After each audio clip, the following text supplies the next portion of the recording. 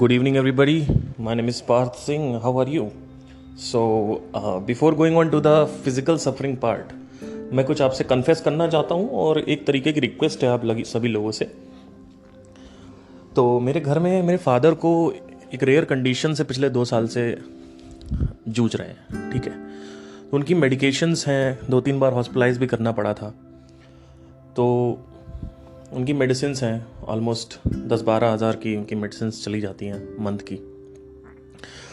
And here I am in Delhi investing in my business, surviving here like quite good. मतलब पिछले 3 साल से I have been quite good. I have been doing events and a lot of things I am learning, है ना।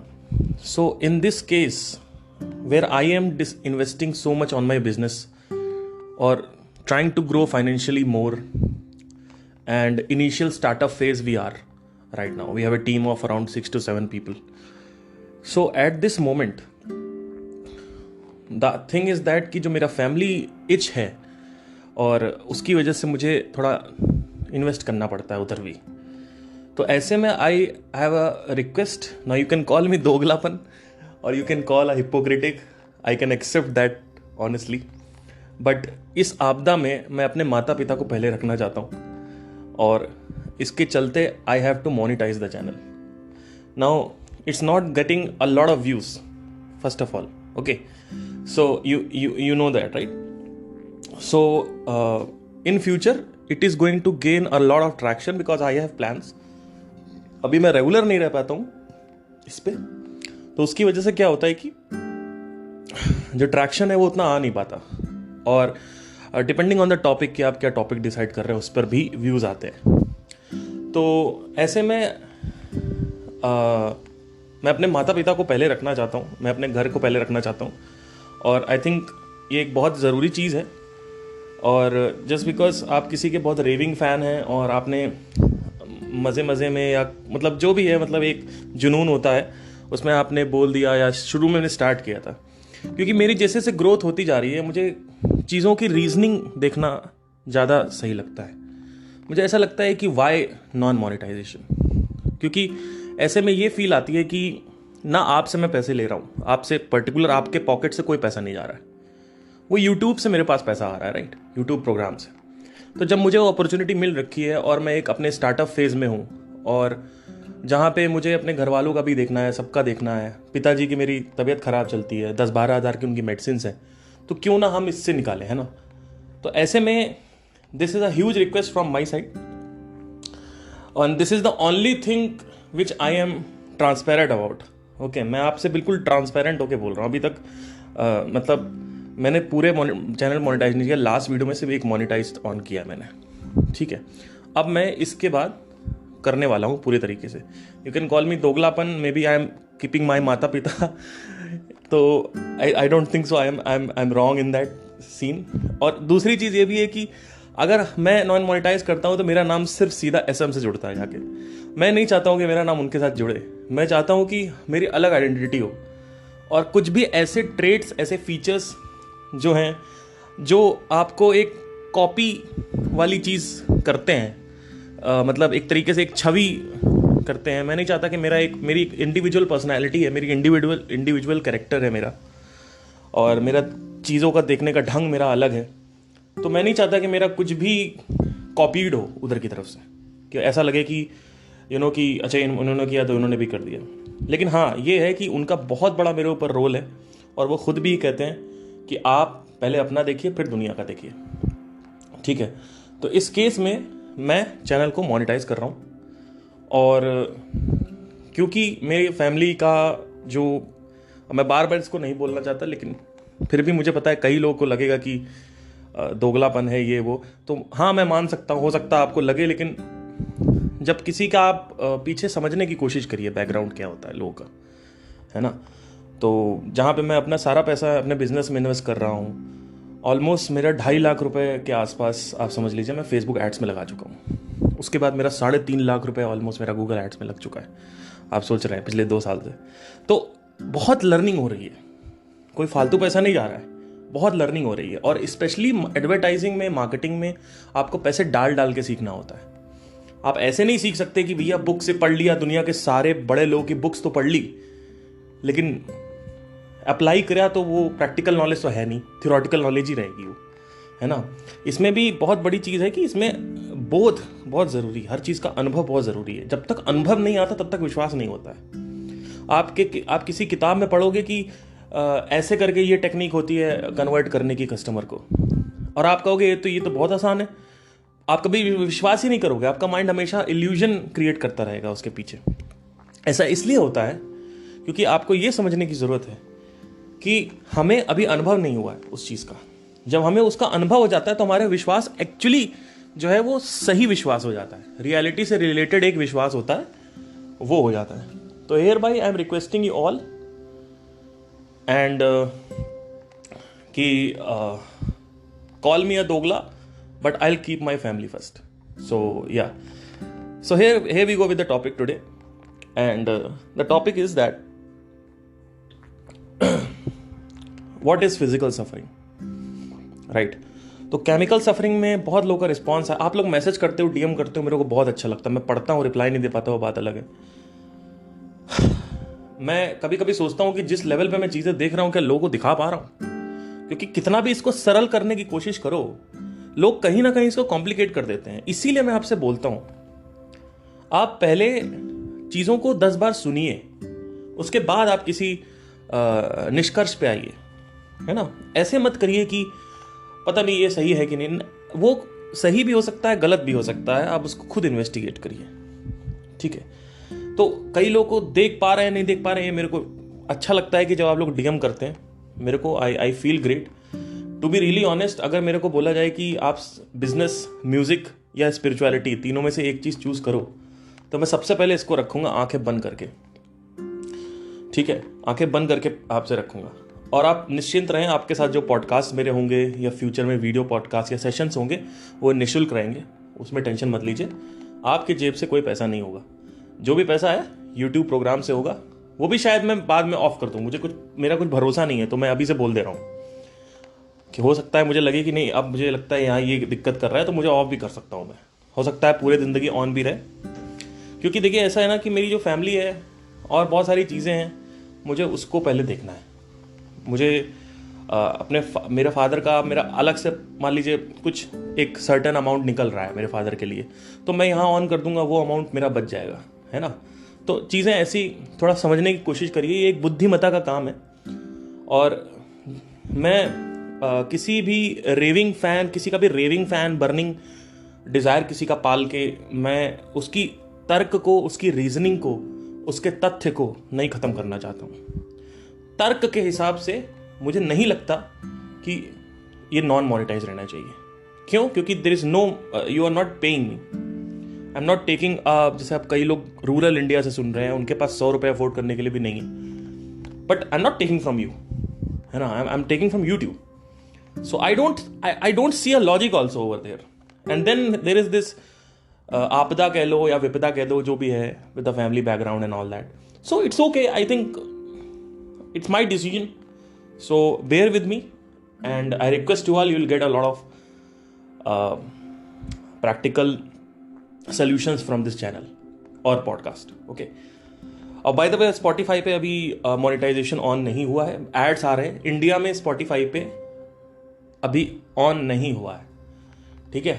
जो भी Spotify है और ये ऑडियो डिस्ट्रीब्यूटिंग प्लेटफॉर्म्स हैं जैसे कि एप्पल म्यूजिक और ये सब, अभी इंडिया में किसी पर भी मोनेटाइजेशन नहीं आया है, सिर्फ यूएस में आया हुआ है। तो एड्स तो आ रहे हैं पर मोनेटाइजेशन नहीं आया, बिकॉज यहाँ पे अभी ट्रैक्शन नहीं है इतना। पॉडकास्ट के नाम पे कोई अभी है नहीं यहाँ पे।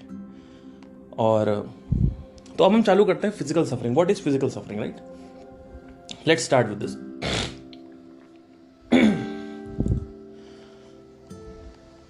कोई भी सफरिंग, कोई भी कष्ट अगर शरीर से उत्पन्न हो रहा है तो वो फिजिकल सफरिंग में आता है।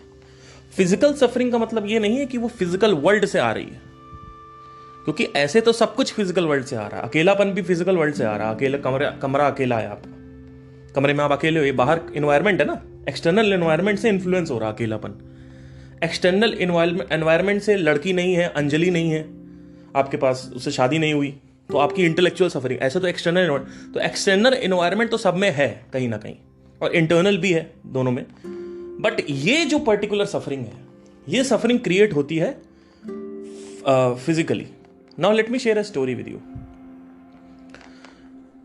अराउंड मंथ्स बैक, कुछ हफ्तों पहले, मैं मेडिटेशन कर रहा था और मेडिटेशन में मुझे अच्छा लग रहा था। फिर 3-4 महीने बीत गए, मैंने योगा नहीं किया, और एक दिन मैं बैठा, मेरे से मेडिटेशन नहीं हो पा रहा, और हो भी रहा है तो उस लेवल पे वो संतुष्टि नहीं मिल रही है जो पहले मिलती थी।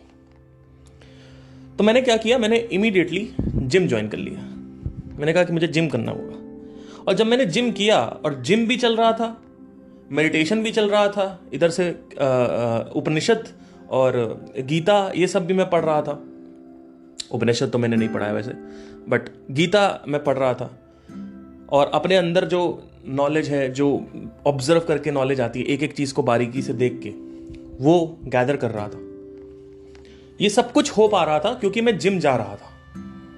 तो शरीर भी एक्टिव रहना चालू थे। शरीर चाहता है आप उसे भगाएं।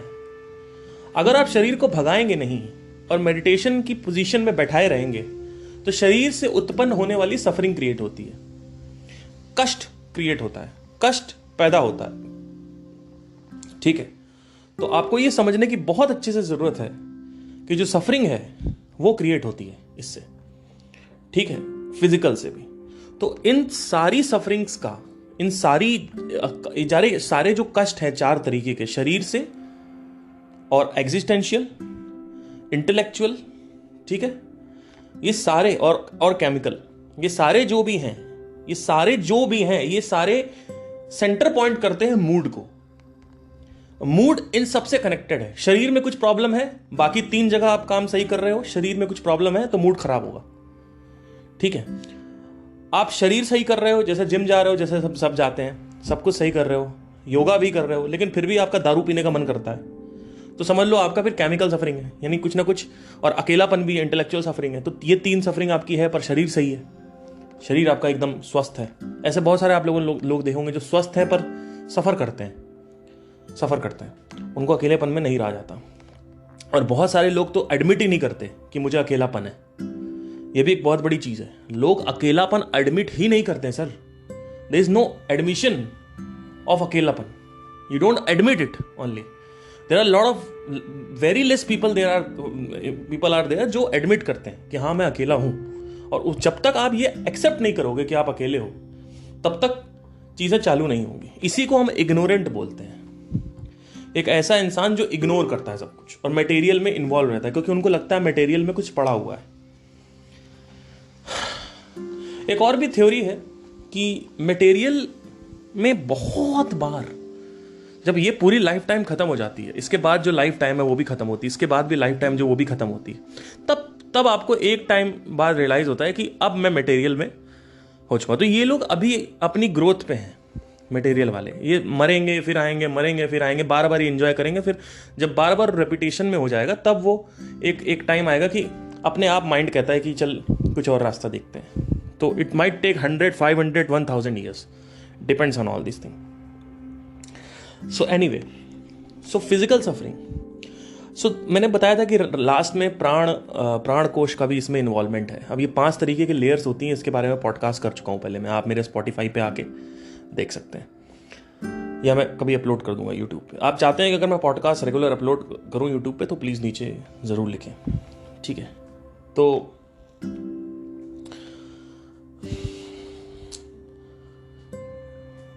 हर कोई जिम करता है, पर कोई भी योग नहीं करता। योगा वर्सेस जिम का आपको एक चीज़ मैं बता देता हूँ। अगर आप योगा कर रहे हो तो आपकी जो मांसपेशियां हैं, मसल्स हैं, वो स्ट्रेच हो रही हैं। अकड़न, शरीर में अकड़न सफरिंग का पहला चरण है।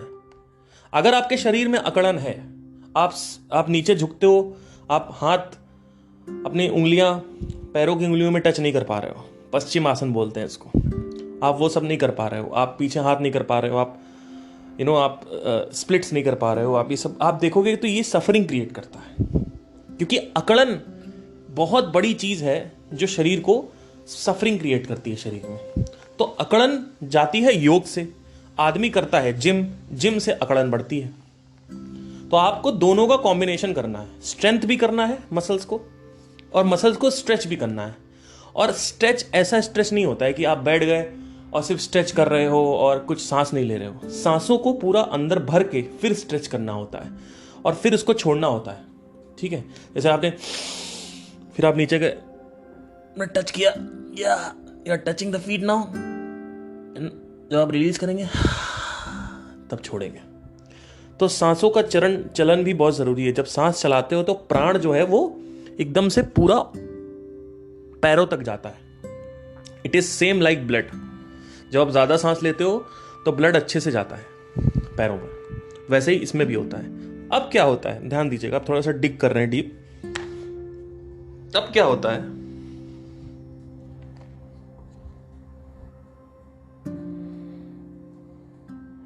ठीक है, अब बेसिकली क्या होता है, जब आप बच्चे होते हो तो आपका शरीर लचीला होता है। किसी बच्चे का शरीर देखना एकदम लचीला होता है। और जब आप छोटे होते हो तब भी शरीर लचीला होता है। फिर आप जैसे टीनेजर में आते हो आपका शरीर में अकड़न आना ही चालू होती है। इसको राइगर मोर्टिस बोलते हैं। जब भी प्राण शरीर से पूरी तरीके से निकल जाती है, यानी मौत हो जाती है, मृत्यु हो जाती है, आप देखो शरीर अकड़ जाता है। शरीर अकड़ता इसलिए है क्योंकि स्ट्रेचेबिलिटी प्राण से आती है। जैसे एक पेड़ में अगर कहीं भी लाइफ है तो वहां पे फ्लेक्सिबिलिटी होती है। एक पेड़ अगर मर गया है, मुर्दा है, तो आप देखोगे उस पेड़ को एकदम अकड़ा हुआ रहता है, देखने का भी मन नहीं करता। सूखी टहनियां, सूखा सब कुछ खड़ा हुआ है, कोई एक पत्ती नहीं, ना कोई लचीलापन, कुछ भी नहीं है, मरा हुआ पेड़। लेकिन पेड़ में अगर जब जीवन होता है तो पेड़ लचीला होता है। पेड़ में जब जितना अच्छा जीवन होता है पेड़ लचीला होता है। जीवन का मतलब ही प्राण है। जहां प्राण है वहां जीवन है। आपने एक वर्ड सुना होगा, निधन। निधन का मतलब क्या होता है, मृत्यु, बिना धन का। मतलब क्या, एक्चुअली में धन का मतलब पैसा नहीं है। एक्चुअली में धन का मतलब नोट नहीं है, सिक्के नहीं है, अशर्वियां नहीं है। एक्चुअली में जो धन का मतलब है वो है क्या, एक्चुअली में धन का मतलब है प्राण। इसीलिए जब मर जाता है आदमी तो उसको बोलते हैं निधन हो गया, निधन हो गया। ठीक है, तो धन जहां भी आता है, जब ये धन बढ़ने लगता है शरीर में, जब आप मेडिटेशन करते हो तो धन शरीर में बढ़ने लगता है। कहां से, सहस्रार चक्र से अंदर एनर्जी जाती है। ये फील आप तब करोगे जब 2-3 साल डाउन द लाइन आपको मेडिटेशन हो जाएगा, तब आप ये प्राण फील करने लगोगे। अभी जैसे कि अगर आप कोई एक नॉर्मल इंसान को मैं फील कराना चाहूँ तो उसके लिए एक एग्जांपल है, आप रात में सो रहे हो, आपको दिल में यहाँ पे जलन हो रही है, घुटन हो रही है, घबराहट हो रही है, तो वहां पे अनहद चक्र आप फील कर रहे हो। क्योंकि एक्चुअली में वहां पे सिर्फ सर्कुलेशन होता है बॉडी में, वहां कोई ग्लैंड नहीं है। अगर आप शरीर को देखो तो वहां पे सिर्फ हार्ट है, हार्ट पंप करता है, वहां कोई ग्लैंड नहीं है, there is no gland over there. तो वहां पे सेंसेशन क्यों होती है, कभी ध्यान दिया आपने? आंखों के पास बीच में, भौंहों के बीच में सेंसेशन क्यों होती है, कभी ध्यान दिया आपने? नीचे कभी आप सेक्स कर रहे हो तो आप देखोगे कि आप सेक्स करने के बाद जब आपको बहुत लालसा होती है सेक्स करने की या मैस्टरबेट करने की, तो नीचे की तरफ सेंसेशंस होती हैं। कभी कभी वो इरिटेट भी करती है सेंसेशन नीचे की तरफ। तो वहां जहां जेनाइटल्स होते हैं वो क्या है, वो मूलाधारा चक्र है। तो ऐसे आपको समझ में आएगा। अगर एक नॉर्मल इंसान को मुझे बताना हो जिसने आज तक मेडिटेशन नहीं किया हो तो वो ये फील कर सकता है। ठीक है, आप कभी भी देखो आपको डर लगता है तो आपका जो सेंसेशन है नाभि के ऊपर होने लगती है। कहीं भी डर लगे, जैसे एकदम से बाइक चला रहे हो, सामने से कोई निकल गया और एकदम से डर लगता है, वो तो नाभि पे पूरी सेंसेशन होती है, स्वादिष्ठान पे होती है वो। ठीक है, और अनहद पे होती है। कभी कभी जब आप ज्यादा सेक्स करते हो तो अनहद यानी हार्ट पे सेंसेशंस होती हैं। और वो सेंसेशंस एक्चुअली वहां कोई ग्लैंड नहीं है, वहां कोई सेंसरी रिसेप्टर्स नहीं है, it's just a heart over there physically. So there is this कोश जिसमें ये चक्र होते हैं। और चक्रों में अंदर, चक्रों से कनेक्टेड जैसे नर्वस सिस्टम होता है, आर्टीरियल सिस्टम होता है, वैसे ही उसी को इमेजिन करके आप समझ लो नाड़ी का जो सिस्टम होता है, नाड़ियां 72,000 नाड़ियां होती है शरीर में। ये नाड़ियां वक्त के साथ ब्लॉक होने लगती हैं, सिर्फ खुली रहती है बीच में। जैसे पोस्टमार्टम करते हैं तो बीच से काटते हैं, वहां पे सिर्फ नाड़ियां उतना ही सिर्फ सक्रिय होती हैं जो लिम्स होते हैं, बाकी का जो शरीर होता है, पैर, हाथ, ये नाड़ियां वहां ब्लॉक होने लगती हैं। जब वो ब्लॉक होती हैं तो प्राण का जो फ्लो है वो रुक जाता है, प्राण आगे बढ़ता नहीं है। जब प्राण आगे बढ़ता नहीं है तो सबसे पहले कहां पे बीमारी लगती है? 40 के बाद सबसे पहले बीमारी होती है एंकल पे, घुटने का दर्द, गठिया, अर्थराइटिस, ये सब पकड़ने लगता है। कार्टिलेज डीजनरेट होने लगता है, ब्लड सप्लाई जा रही है, लुब्रिकेशन हो रहा है, लेकिन लुब्रिकेशन में जो लिक्विड है वो खत्म हो रहा है। एक्चुअली में आज तक अर्थराइटिस का कोई भी कॉज नहीं बताया जा चुका है कि कॉज क्या है। सीडेंट्री लाइफस्टाइल है, ये रिस्क फैक्टर है। कोई भी इंसान जो कसरत नहीं करता है, जो योग नहीं करता है, स्ट्रेच नहीं करता है, वो इंसान हमेशा याद रखिएगा, उसका सबसे पहले एंकल यानी नीचे की तरफ, जहां पे, क्योंकि सबसे दूर वही है, सबसे दूर वही है, चक्रों से सबसे दूर वही है, तो वहां पे नाड़ियां बहती नहीं है। बहती नहीं क्यों? क्योंकि वहां ब्लॉकेजेस हो गए हैं। इट्स लाइक नाली है, नाली जाम हो गई है। तो वो ब्लॉकेजेस खुलते कैसे हैं? जहां पे एनर्जी पूरी तरीके से नीचे फ्लो हो और घुटने का और इसका दर्द ना हो। मैं फिजियोथेरेपी में हूं, ठीक है, मेरा एक सिबलिंग है ऑक्यूपेशनल थेरेपी, तो मैंने वो कर रखा है। जब मैंने वो किया था तो उसके बाद मैंने म्यूजिक वगैरह स्टार्ट किया। म्यूजिक जब किया तो वहां से देखा पैसे कमा रहे हैं, तो मैंने कहा डिजिटल मार्केटिंग करते हैं। तो ऐसे करते करते मैं मार्केटिंग में घुस गया। फिर मार्केटिंग से मेरे को प्यार हो गया, मार्केटिंग ही सब कुछ हो गया। मार्केटिंग का एक चैनल भी चालू करने वाला हूं मैं, तो बहुत ज़्यादा वो हो गया। तो एक जर्नी थी मेरी, मतलब फ्लिप फ्लॉप ऐसे हो रहा है तरीके से। तो जब मैंने ये ट्रेनिंग की तो मुझे पता है थोड़ा सा ये अर्थराइटिस और ये सब चीज़ों के बारे में, और फिजियोथेरेपी की टेक्निकलिटीज़ के बारे में। और because I am a trained physiotherapist, I am bachelor in occupational therapy. तो मेरी मदर को अर्थराइटिस है, तो मैं अलग से उनको एक बैठ के एक बार मैंने सेशन दिया उनको। मैंने कहा आज थोड़ा सा योग डालते हैं इसमें। तो मैंने उनसे कहा, जो रेगुलर फिजियोथेरेपिस्ट नहीं करते हैं कभी भी, मैंने उनसे कहा कि आपका ये जॉइंट हो रहा है? तो उन्होंने कहा कि हाँ मेरे को जॉइंट में पेन हो रहा है। तो मैंने कहा ठीक है, एक सेकेंड जरा मुझे दीजिएगा, somebody is on my door. So मैंने उनको बोला कि आप सांस को अंदर लो और पूरा होल्ड रखो। और जैसे उन्होंने होल्ड रखा, उससे पहले ही मैंने होल्ड करने से पहले मैंने क्या करवा दिया था, मैंने उनका स्ट्रेच कर दिया था पूरी तरीके से।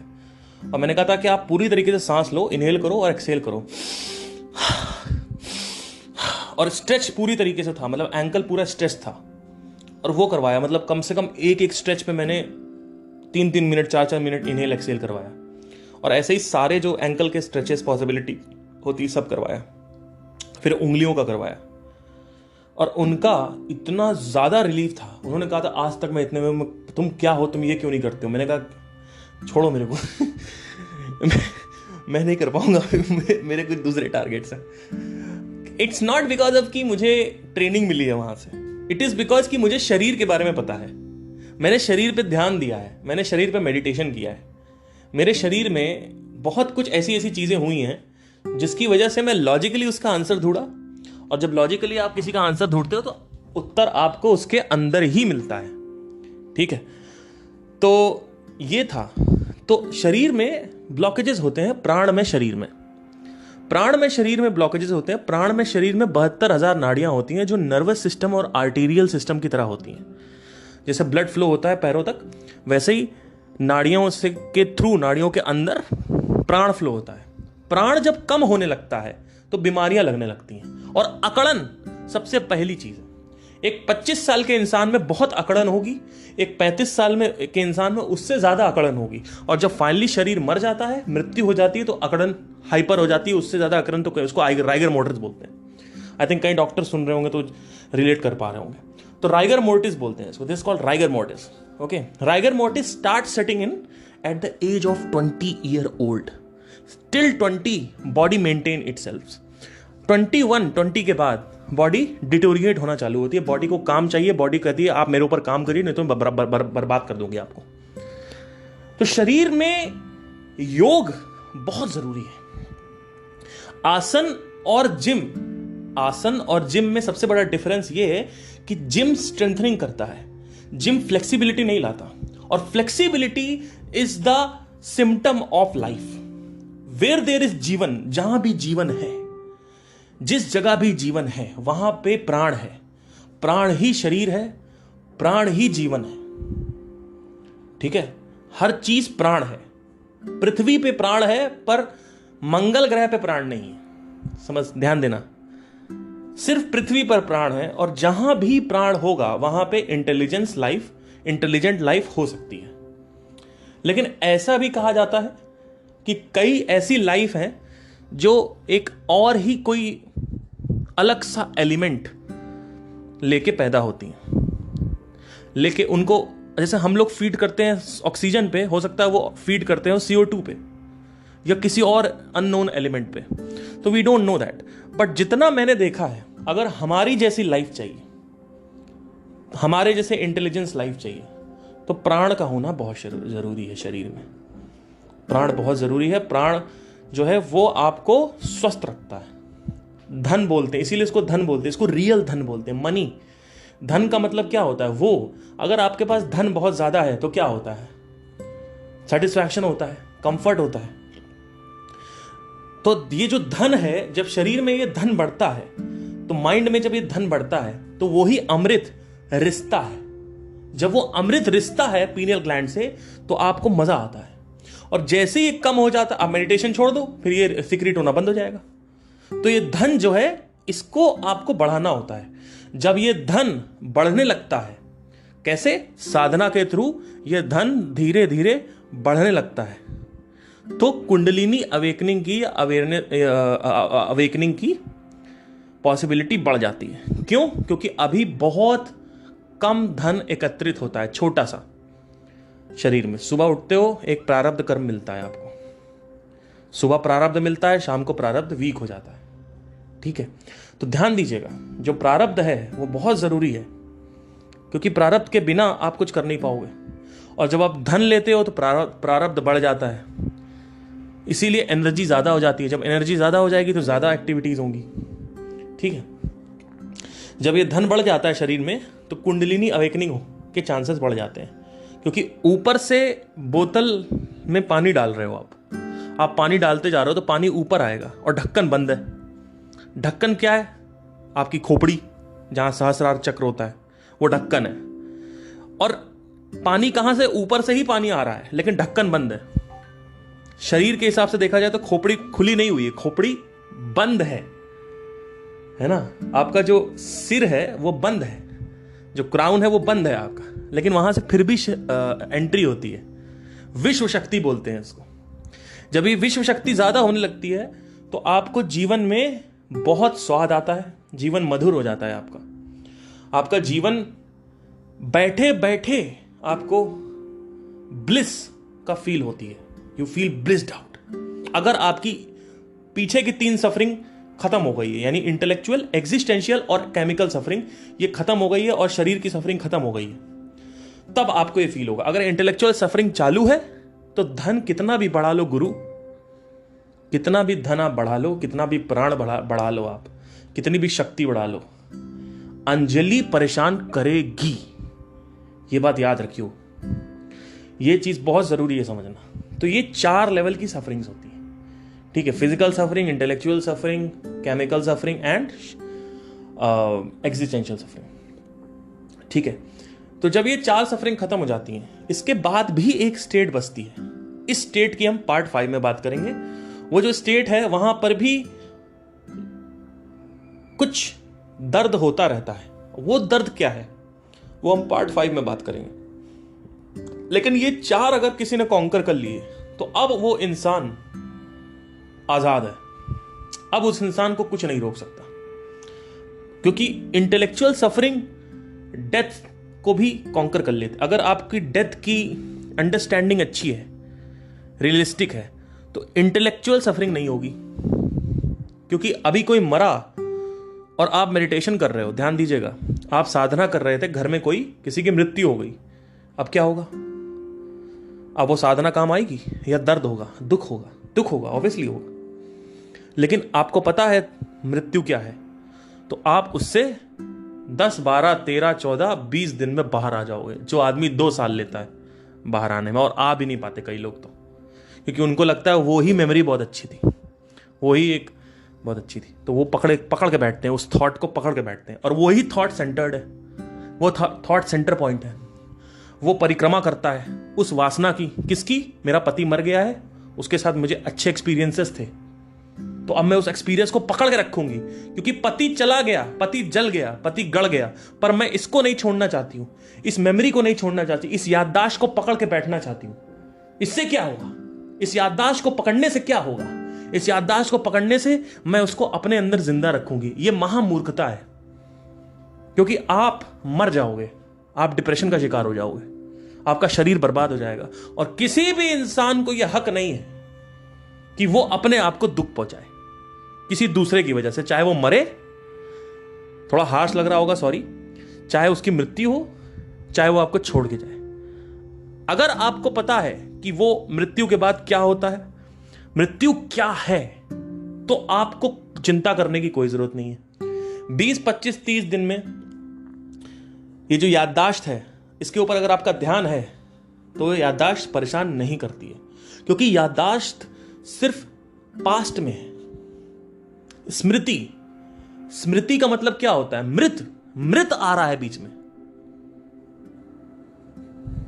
ठीक है, स्मृति में भी मृत होता है, तो वो मृत है, वो ऑलरेडी डेड है, that is past. If you understand the science of memory, the science of thoughts, the science of thinking, observation, questioning, you understand that what is more valuable, because the thing is that you have given so much value to your husband that he was life.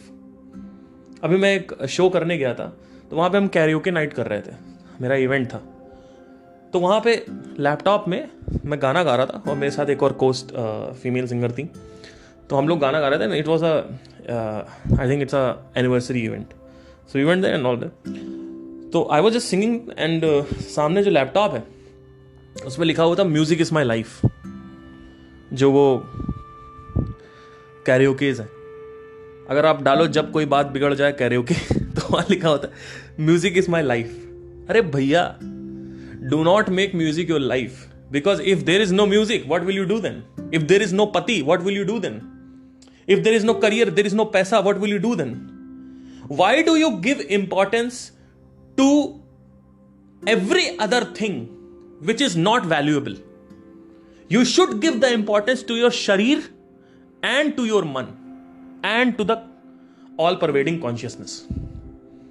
You should not give the attention to all these things. The only thing which demands attention is the body, the mind and the soul, the consciousness, nothing else. Because ये लोग कभी आपका साथ नहीं छोड़ेंगे, ये लोग हमेशा आपके साथ रहेंगे। आपका शरीर और आपका मन आपका परम मित्र है, क्योंकि आप बाहर ध्यान देते हो इसलिए परम शत्रु हो जाते हैं। परम मित्रता सिर्फ और सिर्फ शरीर से और मन से करनी चाहिए, क्योंकि ये आपका साथ नहीं छोड़ते हैं मरते दम तक। हर आदमी आपका साथ छोड़ देगा, आपका पैसा आपका नहीं है, कुछ आपका नहीं है, आपका बच्चा आपका नहीं है, आपकी बीवी आपकी नहीं है, आपका घर आपका नहीं है। जिसको एक्चुअली में अटेंशन टू डिटेल चाहिए वो शरीर है, वो मन है, उसको अटेंशन दो, उससे प्यार करो, उसके साथ रहो, तो कभी भी आपको कोई धोखा दे ही नहीं सकता है, क्योंकि आपका शरीर कभी भी आपको धोखा नहीं देगा, कभी भी आपको धोखा नहीं देगा। हाँ, वो बात अलग है, उसको इन्फेक्शन लग जाए बेचारे को तो मर गए, फिर शरीर के पास लेकिन फिर भी वो लड़ता है, वो आपके लिए कितना लड़ता है। कोरोना वायरस आपको हो गया, पूरा शरीर लग जाता है आपको बचाने में, और आप एक सेकंड के लिए भी अपने जीवन में उस पे ध्यान नहीं देते हो। उसको जो ध्यान चाहिए, जो ध्यान वो मांग रहा है, जो अटेंशन उसको चाहिए, आपसे उसको नहीं मिलती है। और एक वायरस अंदर जाता है, पूरा का पूरा शरीर जुट जाता है उस सिकनेस को, उस बीमारी को मारने के लिए, खत्म करने के लिए, आपके लिए, जिससे आप सरवाइव कर सको। लेकिन आपको क्या चाहिए? आपको अंजलि चाहिए। क्योंकि अंजलि से शादी करके जो बच्चे पैदा होंगे उसमें सुख है। तो पहले आप वो करो, जब आपको पता चलेगा तब यहां पे आना, मेरे लेक्चर सुनना, तो आपको समझ में आ गया कि हां जिंदगी में मैंने कुछ उखाड़ लिया है। उस दिन समझ जाना कि आपकी जीवन कहीं और निकलने वाला है। मैं ये नहीं कह रहा हूं सबको छोड़ दो, मैं कह रहा हूं किसी भी चीज में खुशी को ढूंढना महाबेवकूफी है। आपको खुश आपका सिर्फ शरीर करता है, दुख आपका शरीर करता है, मन आपका खुश करता है, शरीर करता है। जो कुछ भी ट्रिगर होता है वो अंदर होता है। आप लड़की को छूते हो, ट्रिगर अंदर हो रहा है। तो अगर ही अंदर ही आप कोई स्विच ढूंढ लो तो अंदर बाई सेल्फ आप ट्रिगर कर सकते हो। वो कैसे होगा? ये 4 लेवल की जो सफरिंग है, इसको पहले समझो, इसमें काम करो, इस पर ध्यान दो। और अगर लग रहा है बाहर कुछ पड़ा हुआ है, मैं फिर से बोल रहा हूं, ब्रेक थ्रू पॉइंट है ये। अगर किसी मनुष्य को लगता है कि बाहर कुछ पड़ा हुआ है तो पहले वो करेगा, बाद में ये करना चाहिए, क्योंकि वो फिर भटकेगा। वो भगवत गीता पढ़ रहा होगा, वो कहेगा कि अंजलि का टेक्स्ट आ रहा है, आज डेटिंग करनी, तो सारा प्लान कैंसिल कर देगा भगवत गीता पढ़ने का। वो अंजलि के पास भागेगा। जब तक उसको अंजलि मिलेगी नहीं तब तक वहां से ध्यान हटेगा नहीं। ध्यान की प्रकृति समझो। जब तक कोई वस्तु, कोई इंसान उसको मिलता नहीं है तब तक उस पर ध्यान टिका रहता है। जैसे ही वो मिल जाता है ध्यान वहां से हट जाता है।